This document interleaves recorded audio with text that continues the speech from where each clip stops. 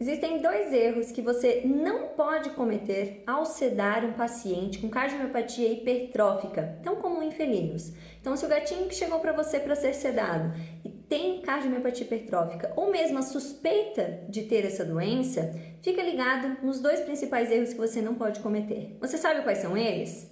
Vamos lá. O primeiro erro que você não pode cometer é elevar a frequência cardíaca desse paciente. Então, como que a gente eleva a frequência cardíaca de um paciente? Situações de estresse, situações de dor, nocicepção durante o procedimento cirúrgico e também através de alguns fármacos que têm capacidade cronotrópica positiva. Então, fármacos que elevam a frequência cardíaca devem ser evitados nesse paciente, como a cetamina, por exemplo.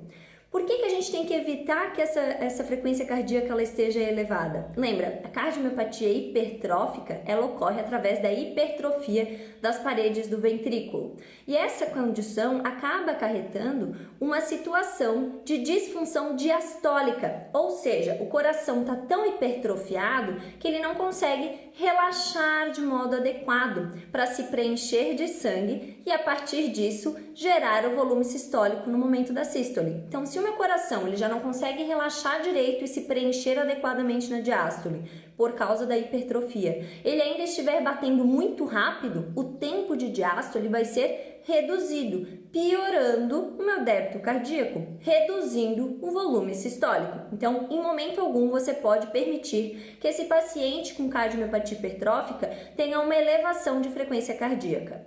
O segundo erro que você não pode cometer é permitir que esse paciente fique hipotenso. Por quê? Quando a gente tem uma situação de cardiomiopatia hipertrófica, muitas vezes essa hipertrofia ela é tão acentuada que ela acaba também hipertrofiando na região de saída do ventrículo esquerdo para a aorta.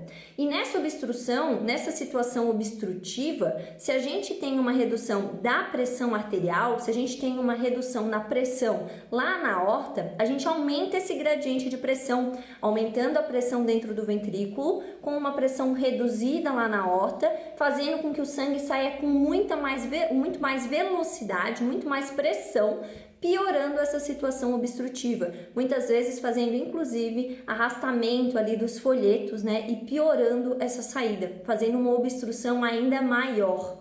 Então, esse paciente com cardiomiopatia hipertrófica, ele não deve ser submetido a situações de taquicardia, de elevação de frequência cardíaca de um modo geral, e também em situações de hipotensão, de redução de pós-carga, porque aí nós podemos estar piorando essa situação obstrutiva. Então, a gente deve evitar fármacos como a cetamina, como a cepromazina. Nós temos que tomar cuidado durante a anestesia, durante o procedimento que esse paciente está sendo submetido, para que de modo algum aconteça dor. Nós devemos trabalhar para reduzir o estresse desse paciente com manejo adequado, manejo cat-friendly, sempre que possível, para daí sim a gente proporcionar segurança para o nosso paciente. Então, se o próximo gatinho chegar para você tiver suspeita ou já confirmado a cardiomiopatia hipertrófica, lembre desses dois erros que você não pode cometer. Vem comigo!